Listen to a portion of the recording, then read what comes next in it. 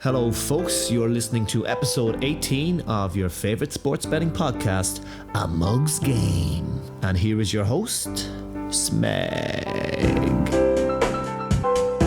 That's right folks, we're back for Roland Garros 2020, the final slam of the year in this crazy year.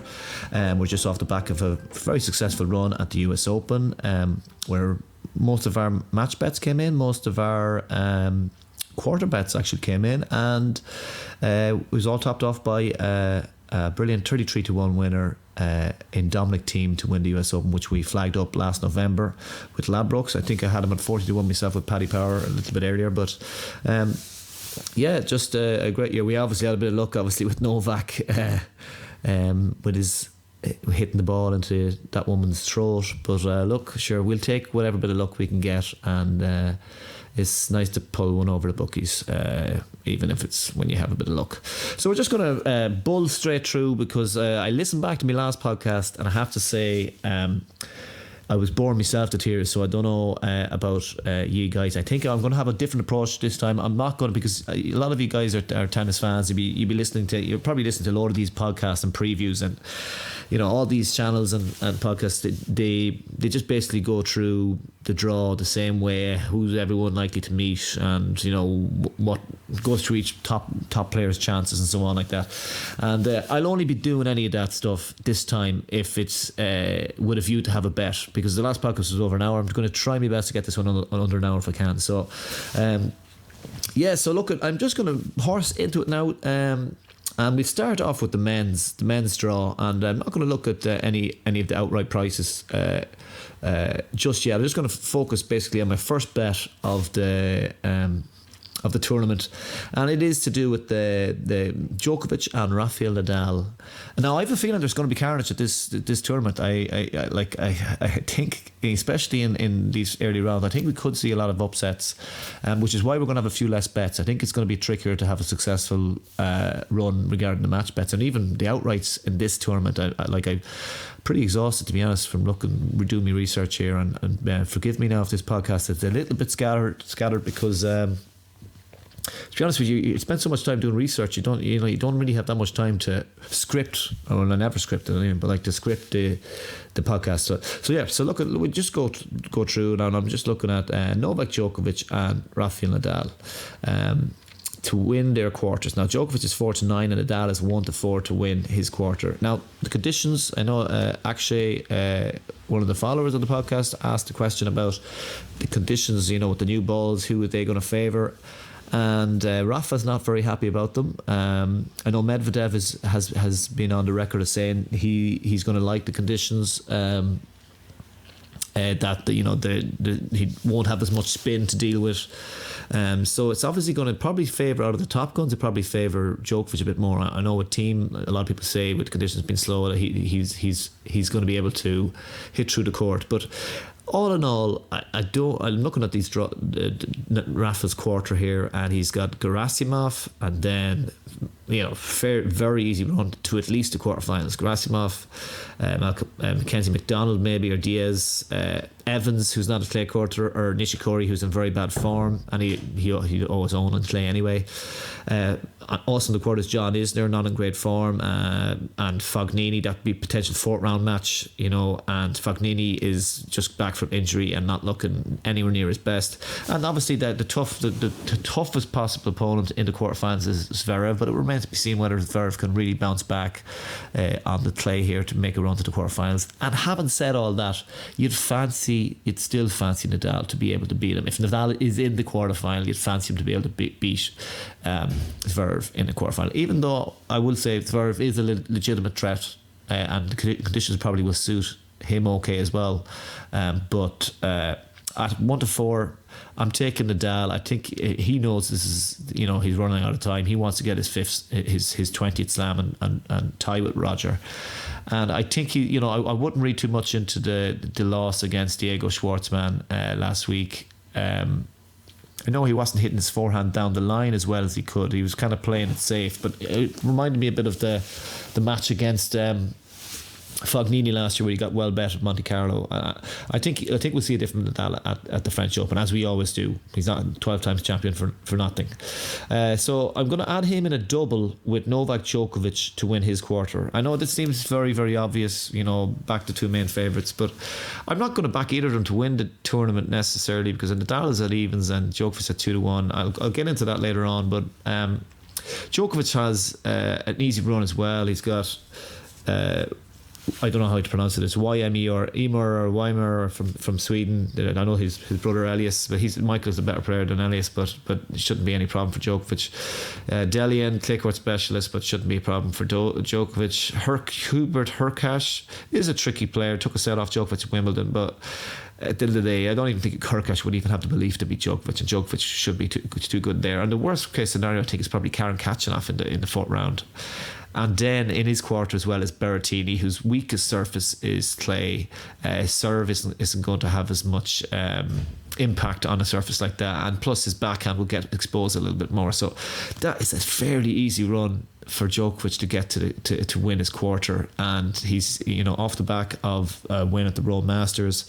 He's not looking his very, very best by any means, but he's hungry. He's very, very hungry, and I just don't see him slipping up. And he's 4-9, and if you add the two of them together, the 49 and the 1-4 Nadal, it's a 4-5 is the price. And I think to see the two lads in the semi-finals is a regular occurrence. I know they're getting old, and I know at some stage it's going to happen where we're going to see them getting beaten early, but I just don't think this is the year. And I might have been willing to take them on, only for their quarters are so easy. Now Zverev is obviously the main threat to Nadal. If it comes to that, that he plays Zverev in the quarterfinals and he's not looking his very best, whatever, you could consider a cover. But for now, let's go 2.5 points. Nadal, Djokovic double, both of them winning the quarters. We're going now to the third quarter. I'm going to have a look at here. Now Dominic Thiem, I think you can get him at about 6-1 to win the tournament. Now, fair play, I'm delighted for Dominic winning the. If no player deserves to win a slam more than Dominic Thiem, and he did it the hard way, as he always does. He was that was a fairly nervy final, but it was great drama. I like that. Sometimes it's like when you watch snooker, and you don't always have to see century break after century break, and in a weird way, it was more compelling viewing than. Well, it wasn't more compelling. Nothing's more compelling than the battles you've had with Roger and Rafa and Djokovic and Roger and Novak and Rafa and all that. But there was something different about it, and it was full of drama. And for a one-off, it was a fun final to watch.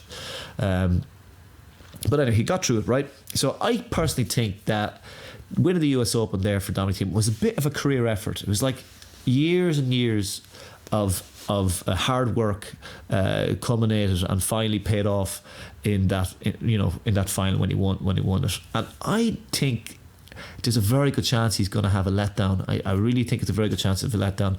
We're used to the main players, the role.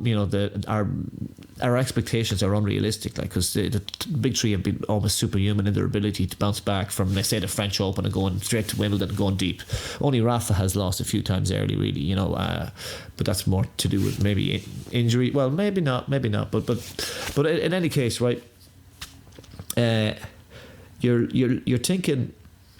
I'm thinking like Thiem is likely to have an emotional letdown. He's coming in there with no clay court tennis. I'm sure he's doing his training and that, but he's got such a tough draw. Jeez, he's got such a tough quarter. He's got Marin Cilic in the first round, who I could be wrong about this, but I think Cilic, I'll just check the old notes here. I think Cilic was in the quarterfinal 2 years ago on the French, so he's no mug on the clay. I know he's not the same player he was either, but last year he lost, was the second or third round to Dimitrov in 5, which isn't great, but he was the only man who took a set off Thiem until Thiem got to the final at the US Open. But in any case, look, he plays, the route is Cilic, Sock, Jack Sock, possibly Uro Pelka, big server, and Thiem I don't think loves playing big service even on clay. I'd say it's more likely to be Sock, which we'll talk about that later. The informed clay courter Casper Ruud in the third round. That's not a nice third round matchup at all. Possibly Stan Wawrinka if he hits the ground running, and that's a pretty nasty fourth round. And then Diego Schwartzman, and that would be another battle of attrition. So he's got a really, really tough. That's a really, really tough quarter for Dominic Thiem. Now, if he found his, like for example, if he found his rhythm by the third or fourth round, he probably would handily beat those players. But I think he's one of these guys that can be vulnerable in the early rounds of slams. You know, even against Jan Menard was a very unconvincing performance in US. He won in straight sets, but he nearly lost the first set on the tiebreak. Last year, he lost his first set to Tommy Paul and a set to Bublik in the French Open. Like guys that you really shouldn't be expecting him to be losing sets to.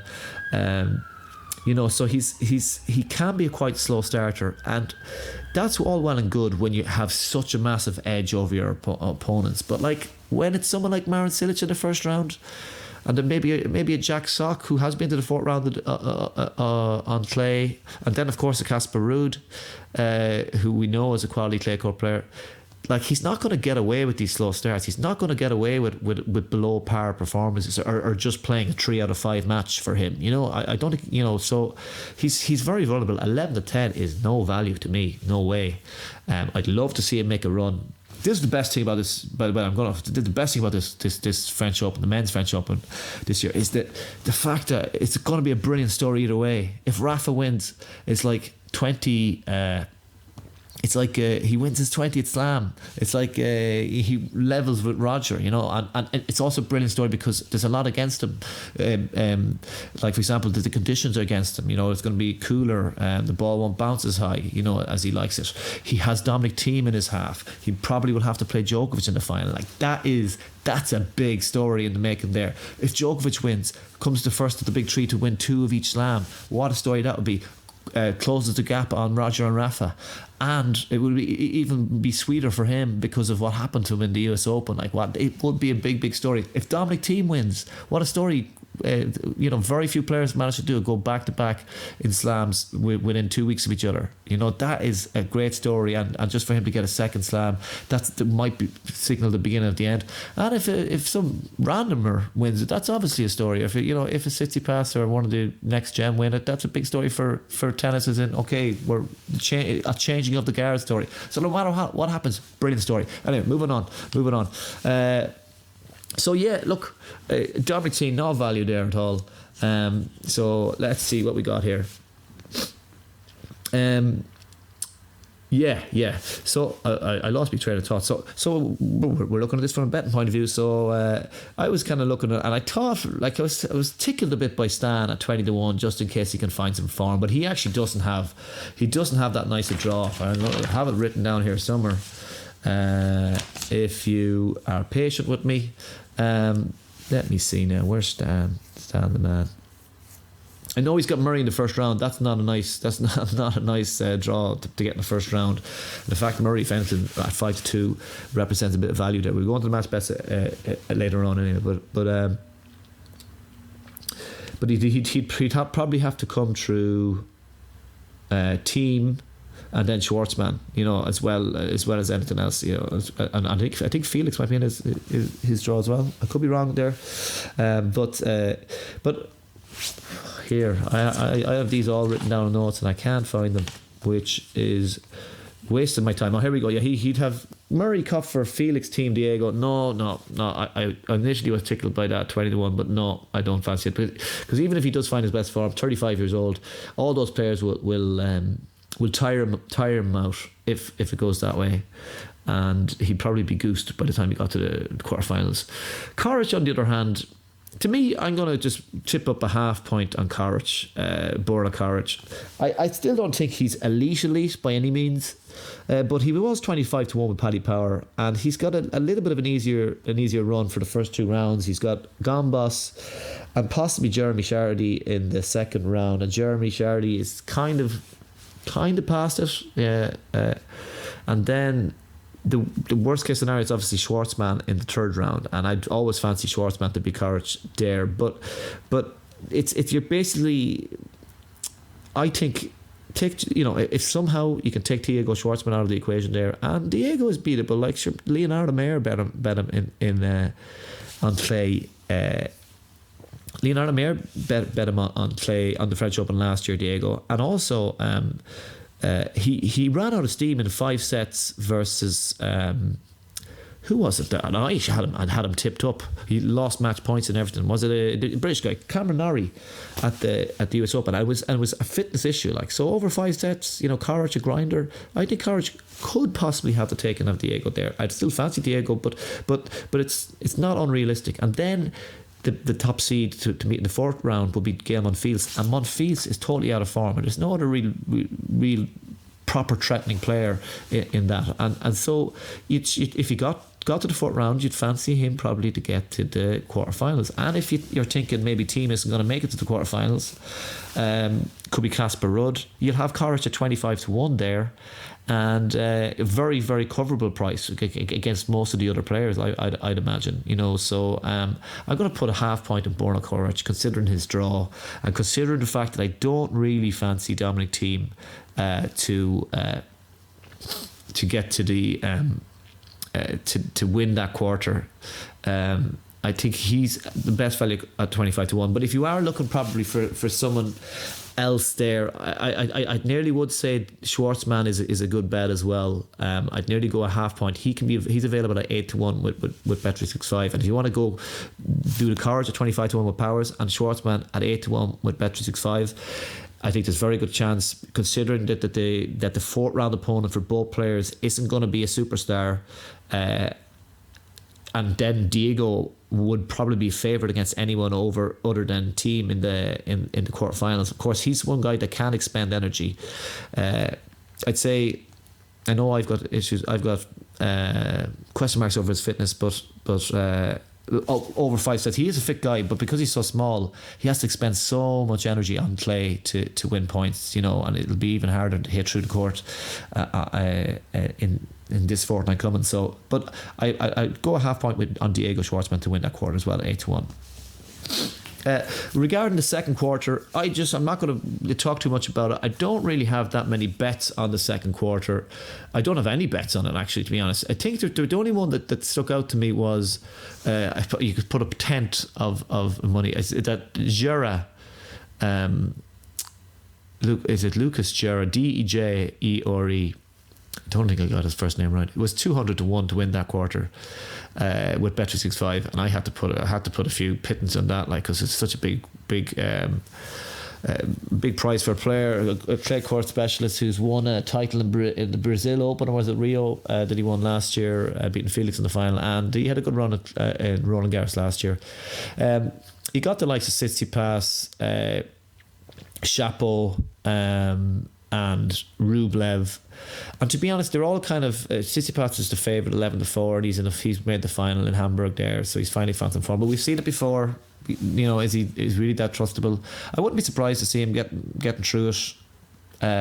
But then Rublev is in that quarter. Rublev bet him at the US Open. Rublev, Shapovalov has played some great. Plays some great stuff at the US Open. And also played some great, good stuff on the clay. Lost the semi-final in Rome to Schwartzman, Diego. So look, I think you can make a case for all of them. And I just don't love any of the prices enough to go for any of them. All right, so I'm going to leave that there for now, and we'll just talk a little bit more about the women's there, if you don't mind. Right, so the women's quarter, okay, so Simona Halep is the big favourite in the women's now, isn't she? She's you can get her close to 3-1 with, she's probably around 5-2 or 2-1, and she's the deserved favourite. She's probably the best player in the field, let's be honest, on clay, at her best.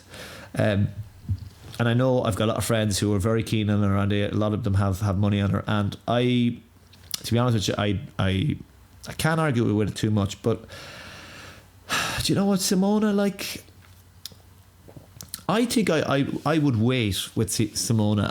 I'd wait until she gets through those earlier rounds and wait until she gets a bit deeper in the slam before I consider backing her at a price like that, because she's always a little bit vulnerable. Like she's always she's been around a long time. She's won 2 slams, but she's had an awful lot of early round exits in her career. She did win in Rome very well. Beat Muguruza in the semis, and who was it in the final? She beat. Let me see now. Oh yeah, she beat Pliskova in the final, of course. So Pliskova was injured. But look, the thing about Simona is her draw is kind of tricky. Her draw is I think it's tricky. I know a lot of people were very, very dismissive of it. Friends of mine, but Sorribes, she should be beating Sorribes in the first round, no problem. And then Teichmann, who's a good clay court player, I have her back to 600 to 1. I mean, she's not going to beat Halep, but it's just too good a price to turn down. And then I think a third round is Anisimova, who beat her last year, in the French Open. And Anisimova hasn't kicked on from there. But her run at the French Open last year did kind of come out of nowhere, and she's dangerous. She's a dangerous third round opponent. She has beaten Halep in the second round. Halep should win, of course, but look, it's when Halep is feeling her way into the early rounds of tournaments, she can be vulnerable. Like last year at the French Open, she lost a set to. I think she lost a set in the first 2 matches. Lynette was one of the players. Tomljanovic was another. She's lost to the likes of Kanepi in first round of Slam. She's lost to Xiao Zhang, Chepelova. She's lost a lot of poor enough players in the first round of Slams. Then I think it's probably going to be Vondrousova, who isn't back to her best, but she had a bit of a run at Rome. And Vondrousova has had success against Halep in the past. And if somehow Vondrousova can just find kind of peak at this tournament, she could be a tricky opponent for Halep. And then I think if she gets to the quarterfinals, she'd have Konta, Sakari, Burton, someone like that. Burton's in very poor form. So I would say if she managed to get by Vondrousova in the 4th round and you get her at a price like maybe 6 to 4, 7 to 4, then I think you back her. Then you think, okay, Simona's in this tournament, she's ready to win it. I think I'll be happy to take her on at 7 to 4 there, but I'm just a bit concerned about those few early rounds. Not because I think that Halep isn't a better player than those players, but they're tricky enough opponents, and we know that Halep can be a little bit dodge in the early rounds of slams. So I'm leaving it for now. Do I have any quarter best that I really like? Let me think now. Brady versus so hold on a second. Yeah, so the quarter bet now, on the 4, I think it's the 4th quarter here. Yeah, look, in fairness now, our very first podcast I tipped up this woman at 66 to 1, and she actually got to the final. And we're talking about, I think that was 2018 or 17 now, was it 2018? Sloane Stephens French Open, got to the final, right? And she's had kind of, Sloane, for most of the year she's losing the players outside the top 100 half the time, and she obviously struggles with her motivation, but she has her old coach back with her, who she's had the success with, who she's won the US Open with. She showed a little bit of form at the US Open this year. Got through 2 rounds comfortably, and then lost in 3 sets to Serena. And by the way, that's no disgrace, because remember, Serena on hard courts, people tend to be laughing at her, but she's still making semi-finals and finals most of the time that she plays these Grand Slams. So that's no disgrace. She did lost a tight enough match to Muguruza on the clay this year, and also to what's her name? Hubino, who actually went on a bit of a run. I think she went on a run to the semi-final at Strasbourg this year. That's a poor loss in 3 sets. But having said it, we've seen that all before with Stephens. She is one of these players that just seems to produce her best stuff at the slams, and she's always done well at the French Open. She didn't go into the French Open last year without much form, and she still got to the quarterfinals. She got to the quarterfinals of the French Open, took out Muguruza on the way, and then Joanna Konta had just the serving day of serving days. I've never seen her so much in the zone. Joanna Konta took her out in the quarterfinals, which was a poor enough loss, but Konta was a woman possessed that day, right? But final 2 years ago, quarterfinals last year, and this is not that hard a draw. Like we have Diachenko first round should be winning that easy. Badosa second round. Look, Sloane should be winning that easy. And I'm saying, I know you never know with Sloane, but she usually is a different player at slams, and she usually is a different player at the French Open. Then it will be a third round with Pliskova or Ostapenko, right? And I suppose Pliskova is obviously, this is the tricky one. Like, I just think Pliskova is eminently beatable. You know, she's, you know, Garcia took her out at the US Open. She did get to the final. She sometimes does get to the final in smaller tournaments in Rome, but then has been trying to recover from an injury. So she hasn't got the most ideal preparation. It could be Ostapenko. Ostapenko could take Pliskova out, and I'd fancy Stevens against Ostapenko because she'd be so solid. Or I think she's got a decent chance against Pliskova. And then it would be Martic, probably Petra Martic. Petra Martic is just a very solid, reliable player on the clay, no doubt about it. And I know lads who have her backed at around 12-1 to win this quarter, and I don't mind it because she's got probably an easier route to the fourth round. But I think if Sloane Stevens is in the fourth round, if she's played her way into the tournament, I think she's a better player than Petra Martic, and she has to beat the Petra Martic, which would leave us to worst case scenario Kvitova or Madison Keys. We know that she took Madison Keys out very handily, and has a good record generally against Madison Keys. Took her out handily in the US Open final and the French Open final 2 years ago.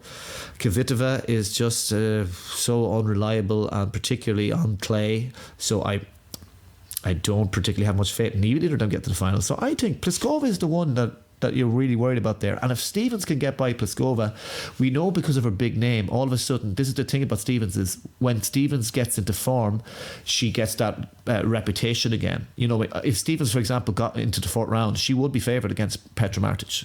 And that's just the way it is, because the perception will be, oh, Sloane Stevens is back to herself. Do you know what I mean? The reason the prices is so bad is because the perception of Sloane Stevens is that she's just a mess, you know. But she's not a mess. Well, she's a mess actually. She's a mess most of the year, but but like at the French Open, she generally shows up. So 20-1. 20-1 Sloane Stevens. I think it's 22-1 actually. Is it 22-1? 22-1 Sloane Stevens to win her quarter four. I'm going a half point at that, thank you very much. It's always a bit of a gamble with Sloane, but look, I'm willing to take it. It's a gamble I'm willing to take. Now, quarter three. Let me see. Quarter three is with stuff I've picked out. But that's with Paddy Power, by the way. So, like, I know this is just I hope I didn't leave that. So that's with Paddy Power. Quarter three. Oh, I don't know. I had to do it. I just had to do it. I couldn't resist the price, and I don't like doing it, but I had to back Sophia Cannon at 22-1 to win quarter three, because with Paddy Powers, because she's about tens everywhere else. I don't love it, but it's just too big a price. I mean, she had a run to the fourth round at the US Open. She had an awful loss to Elise Cornet in the warm-up tournament before the US Open, and we all thought, geez, she's in terrible form here. But then she had a run to fourth round. She bet you boo her in the third round, and then had a disappointing loss, I must say, to Elise Mertens. I think she should be beating Elise Mertens, but then. She got double bageled by Azarenka in her first match on clay, which is very worrying. You would think, but all the same, I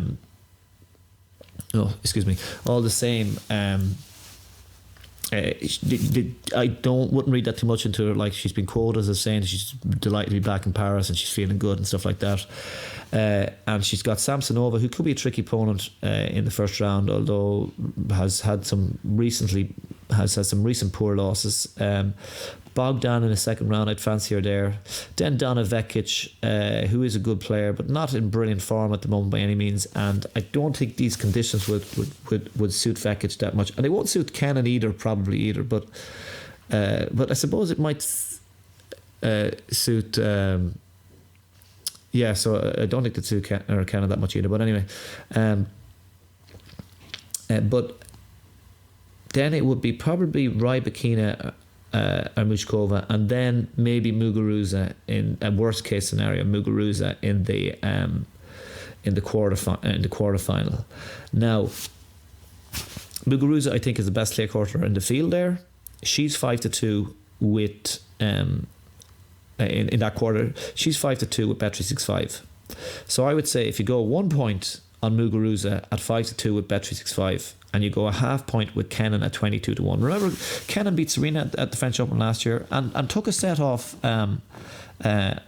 Barty, the French Open champion last year. So she had a good run to the fourth round last year, and look, clay's not her best surface, but I think that's I still think Rybakina is a little bit overrated myself. So you know, when you see Rybakina at 6-1 and Kenin, who's a Grand Slam champion, at 22-1, I know Rybakina got to the final there. They're at the. Oh, jeez, I'm lagging, boys. I'm lagging. Oh, I have to snap out of it. I'm lagging because I'm boring you all to tears now at this stage. So, I don't know. I have to say, Kenin at 22-1. And also a half point on Mukova at 20-1. I think Mukova is capable of taking out Rybakina in the third round.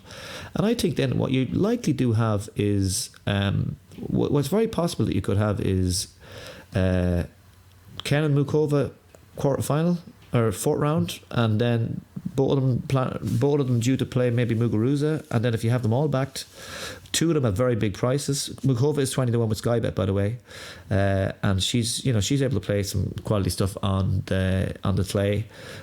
She bet Annette Kontaveit last year in the French Open, which was a good win, and she also got to a final, I think, in Prague, which I had her back to the 100-1, and she got beaten by Jill Teichmann. But anyway, so I just think that Kenin does raise her game for the slams. I just think that she's one of those people who raise their games for the slams. Probably won't like the conditions so much, but at 22-1, if you manage to work her way into the tournament, she's still one of the most talented players in the tour, on the tour, and she did beat Muguruza as well in the final of the Australian Open. Of course, Muguruza is a better clay courter, but like, stranger things have happened. We can't guarantee that Muguruza will get there, and if she doesn't, you'll probably have Kenin at a very hedgeable price. Kenin and Mukova. So half point Kenin for quarter three, half point Mukova for quarter three, and 1 point on Muguruza. 22-1 with Paddy Power for Kenin, 20-1 for Mukova with Skybet, and 1 point Muguruza with Bet365. I think it's CB as well, that we would see CB as well.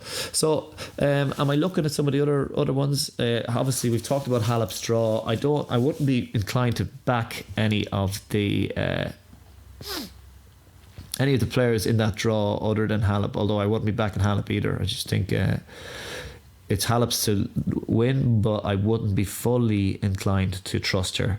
In the second quarter, I'm just briefly touching it because I don't want to give got any bets for that. I was tickled a little bit by Putin-Seva for the second quarter. I think she was at 25-1 with Skybet. Azarenka, as I know, one of my friends is kind of pointed to that she's had a pretty lucky run, in fairness, and she's playing well, and I expect her to do pretty well here. But Svitolina has just won in Strasbourg, and she's the form player. But look, we've seen Svitolina. She's only been to the semi-final for all the hype that she gets. She's only been to a semi-final of a Slam once, and that was at Wimbledon of all places. But she did benefit from a fairly easy run. Or a fairly and then Serena's in there, but with Serena on clay, I just think she's still a threat on hard court and on grass, but on clay she's not really a threat anymore. So it's just hard to know. You could go as a rank. Mertens is in there once again, with Mertens, such a reliable player in early rounds of slams. I know a lot of guys who are very bullish on her and really keen on backing her, but yeah, it's hard to know. It's just hard to know. I don't know. Like Kontaveit's in there. Kontaveit's dangerous too.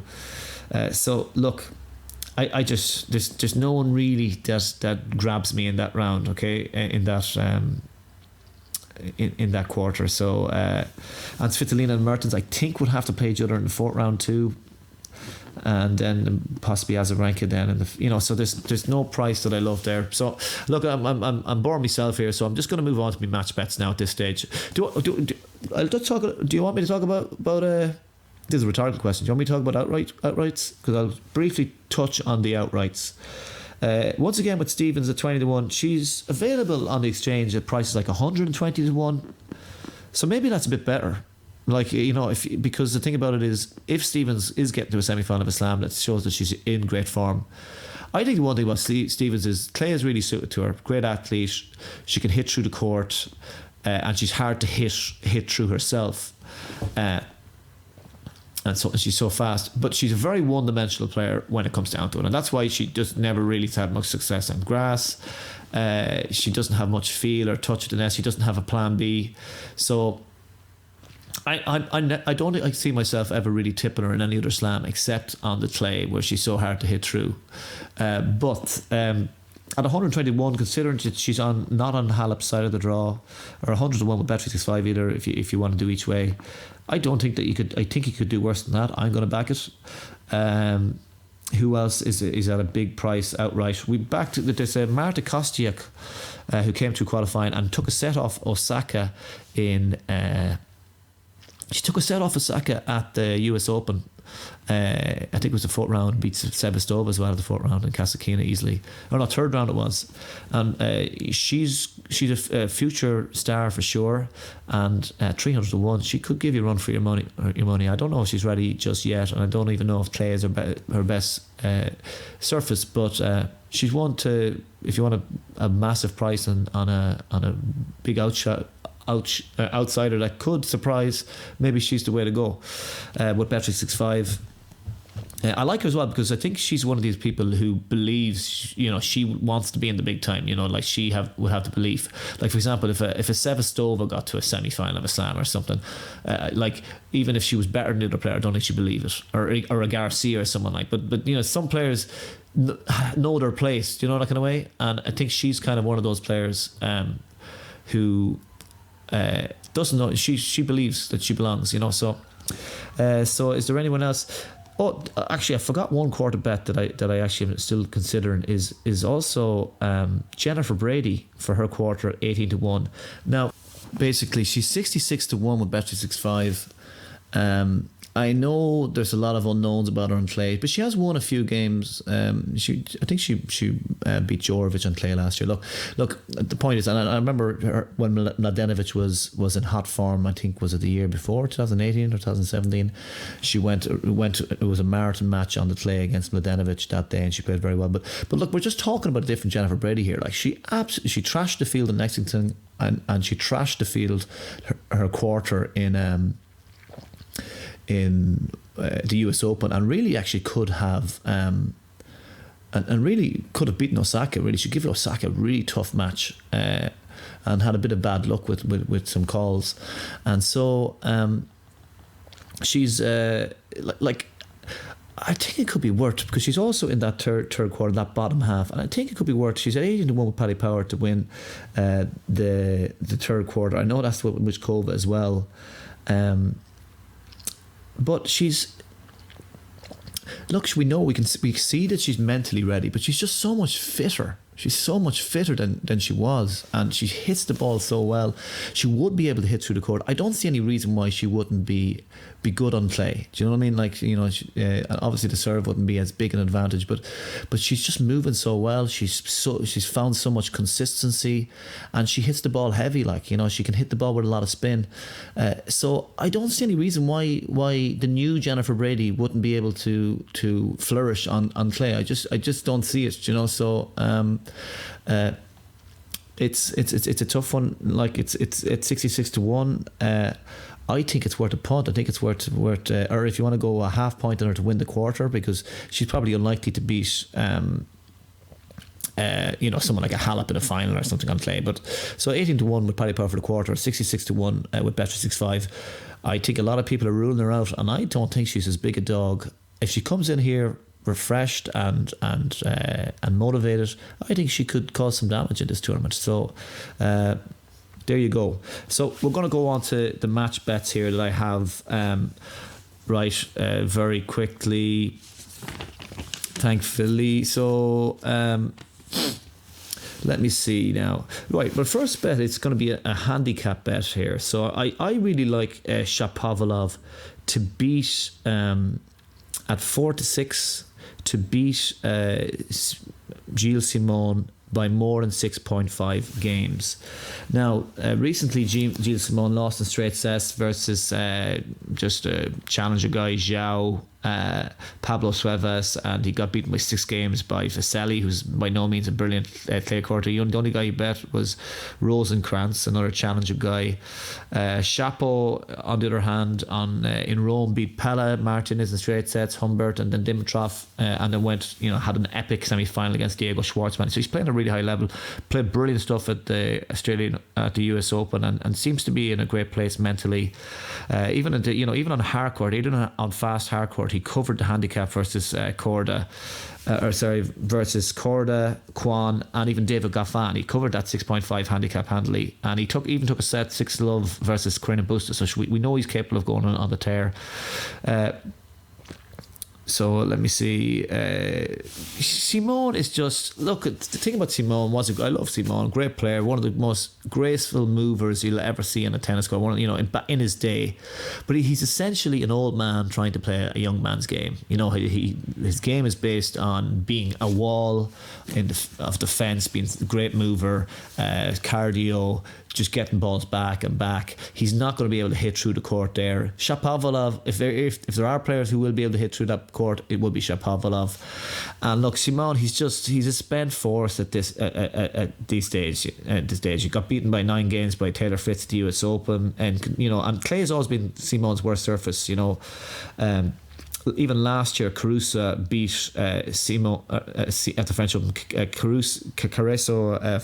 Caruso from Italy beat Simon by 11 games, and I just think that you're always going to have a look in against Simon's serve, and even I think there's going to be a 6-1 set here. I think Shapovalov is going to tear, even if he starts slowly, whatever, he's going to get a chance. He's going to go on a run against Simone, and he's going to, win a 6-1 or a 6-2 serve. And I think he's just going to win very comfortably. And I really believe that he's going to cover the 6.5 game handicap against a guy whose best years are behind them and has really struggled on clay in the last few years. So 3 points on Denis Shapovalov to beat Gilles Simon at plus 6.5 games at 4-6 with Sky Bet. So I'm also quite tickled by we also flagged up on the website or on the Twitter, which is Mug Podcast. A Mug's Game podcast is our Twitter handle, or Mug Podcast, and I flagged up a Jack Sock at 10-11 to beat what's his name, to beat Riley Opelka on clay. Jack Sock he seems to be a new man now. It took him a long time to get back into form, but he seems to be a new man, and he came through qualifying against some decent players in qualifying. He beat Torpegard, Bagnis, and Kuznetsov, who's also come back after a long absence and come back into a bit of form, and he's served very well. I think he only got broke two times in the whole tournament, or maybe 3 times in all those 3 matches, which is a good sign when you're playing against a big server. And he's always played well on clay. He's done well in the French Open in the past. He beat he got to the 4th round there before. I think I remember him beating the likes of Dimitrov and Carreño Busta and Koric, I think was a couple of years ago. He took a set off the Dahl. He won at Houston. Opelka, on the other hand, has no clay court pedigree whatsoever. The conditions won't suit him. The serve, his serves won't be bouncing all over the place. In the cool conditions, and he's also coming in with no clay court play. So at 10-11 now, he's gone into 8-15, but I hope he followed us at 10-11. We said 2.2 points at Jack Sock to win there. I think he's confident, and he's going to push through there. Other things, let me see. I know I mentioned Kostyuk at 4-1, but Hibino at 10-3 does look big considering she beat Ostapenko, Stevens, and Diaz, and had a close match against Rybakina. So there might be a reason to maybe back the overs in the Hibino Kostyuk match, but I'm just going to leave that for the moment. Halep, as we said before, is capable, isn't always the fastest starter. And Saribo, Torma, I don't have much, she's basically a plugger. She over 16.5 games of 4-6 with Paddy Power. It looks fairly, it looks tempting, but I'm probably going to leave it. Another one there, Tig. I know a few of my friends think that Tig is going to hammer Stephanie Vogel, but Vogel loves playing 3 sets. She's one of those players that loves to win a second set.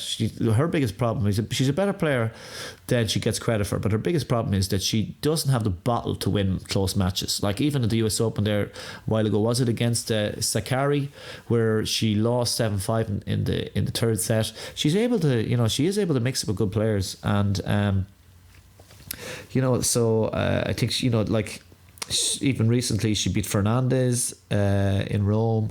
She won 3 sets with Paulini and Svitolina recently. So I don't fall into the trap regarding Tig. I don't know if Tig is going to beat her that handily. Even though Tig did win Istanbul recently, she barely had anyone to beat at all. Like out of form, Peterson, Martinkova, and Bouchard in the final. Like she is a good clay courter, no doubt about it. But just be careful with that one.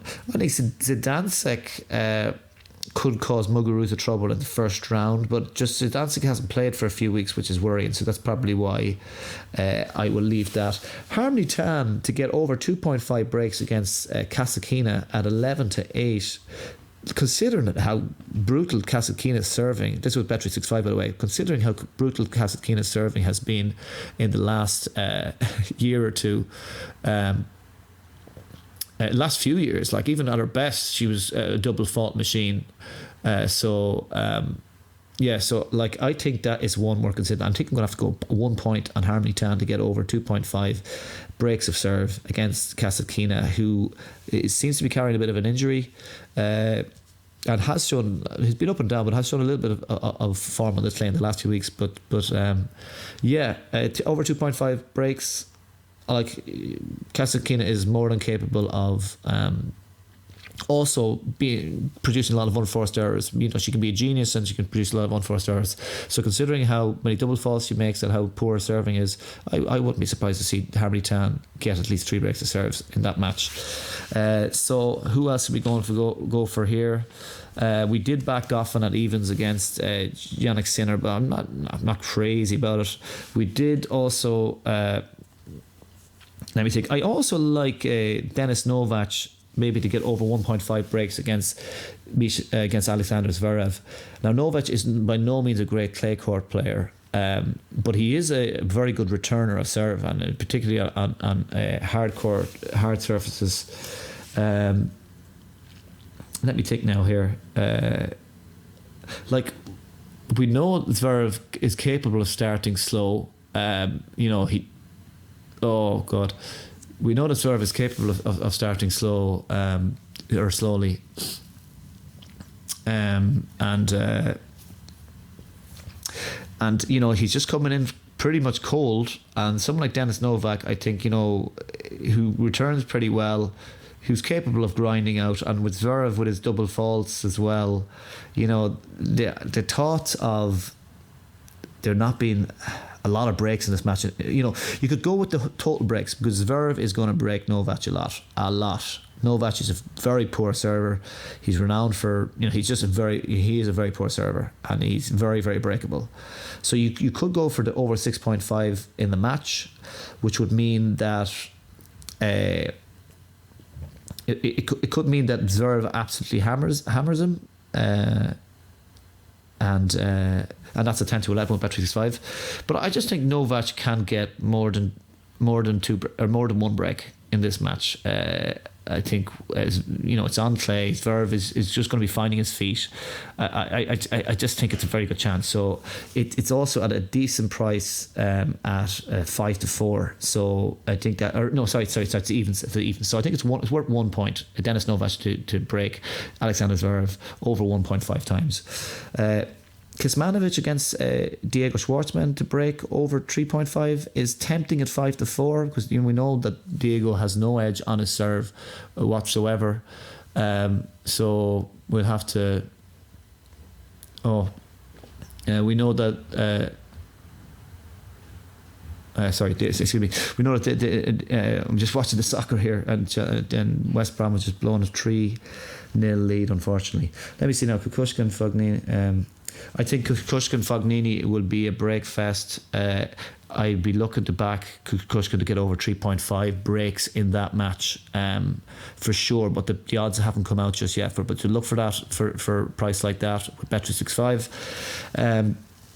I think Malcolm McDonald could get at least 2 sets against Diaz. He's a much better player than Diaz. I know he's not going to be suited. Diaz did come through qualifying, and he's not going to be suited to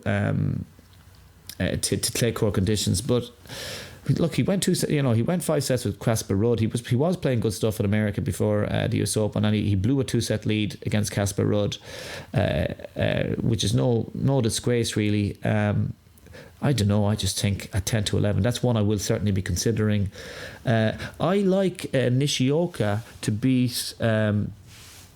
To beat Felix Alexander Asiema.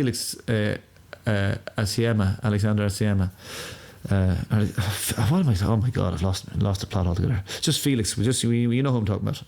7-2. Right. This is Felix has lost to Felix hasn't quite done it at the slams yet. I know he bet Murray well, and he got to the 4th round, and then he got hammered by Thiem. Like at the US Open, he beat Montero, Moutet, and Murray, and got hammered by Thiem. I just think this Nishioka is going to make him grind. He hasn't done all that well on the play. Nishioka also has a 2-0 head-to-head, although one was in 2015.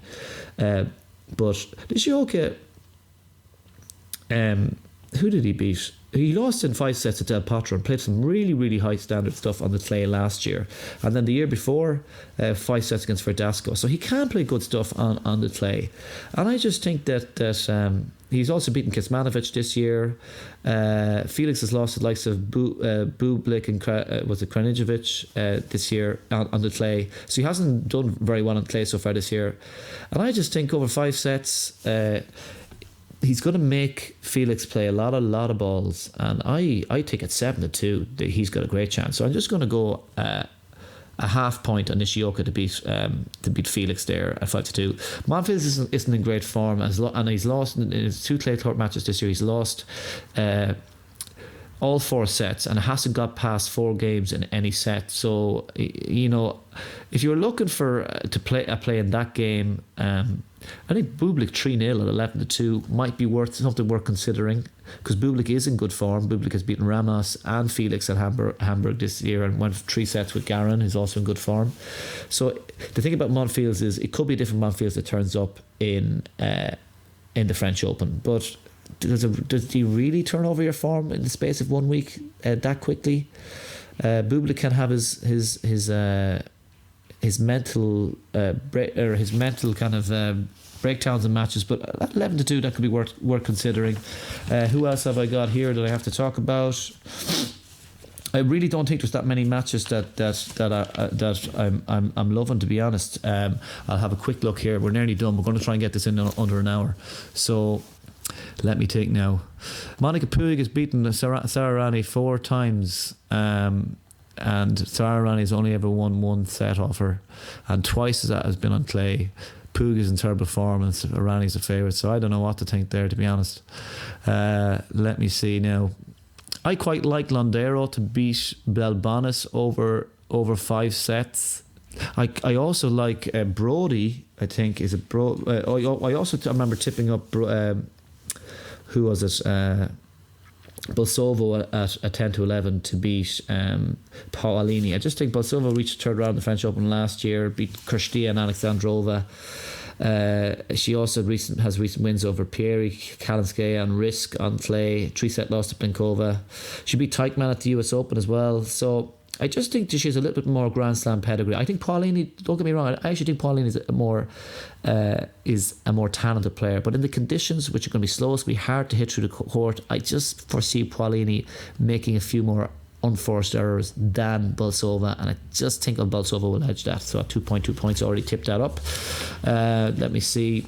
Yeah, so Brody, at a 3-1 to beat Yuri Vesely, like, this might sound like a crazy bet, but I actually think it's got a decent chance. He lost to Vesely has recently lost to Humbert and Vukic on clay. He's never been a great clay courter. He lost in straight sets against Mayer last year, Leonardo Mayer, and his only recent win is against Gilles Simon of note. His only recent win of note is against Gilles Simon. Well, Brody just came through qualifiers against decent players, Kuhn, Van der Schlupp and Polmans, and just won them all in straight sets. So at 3-1, I think Vesely has Brody's a decent chance. So I'm just going to go a half point on Brody at 3-1. I also think Cilic to win the first set over Dominic Thiem. We know Dominic Thiem can be slow started. Lost the first set to who did he lose the first set to? Last year, Tommy Paul, and Cilic is a quality player. He has some recent wins over David Goffin and Bublik on the clay. Thiem is just coming in cold, and I find it hard to believe that he'd be hitting the ground running. So I mean, he can be a slow starter, as I said already at slams. So at 3-1, I'm going to have to go a point on Marin Cilic to win the first set there. And I wouldn't even blame anyone for backing it. I think Medvedev could be in trouble against Fucsovics. That's a tough first round against Fucsovics. Is there anyone else here I'm just going to go through? No, I think that's all my main bets there, to be honest. I don't really have any dark horse for the tournament, really. You've just kind of you've heard what I've had to say. I'm exhausted. I'm sure you're tired from listening to me, so I'm going to leave it at that, I think. And if I have any other bets, I'll post them on the Mug Podcast. If you enjoyed the podcast, you can share it with your friends, share it in WhatsApp groups, give us a like on YouTube, subscribe on YouTube, and give us a retweet it on Facebook, Twitter, or whatever you want. So thanks very much everyone for listening. Hopefully we can get some winners. I think it's going to be tough for this tournament. I think there's going to be a lot more surprises. There's going to be a lot more shocks. So we'll have to wait and see what happens. But I hope you enjoyed, and we'll chat to you all soon.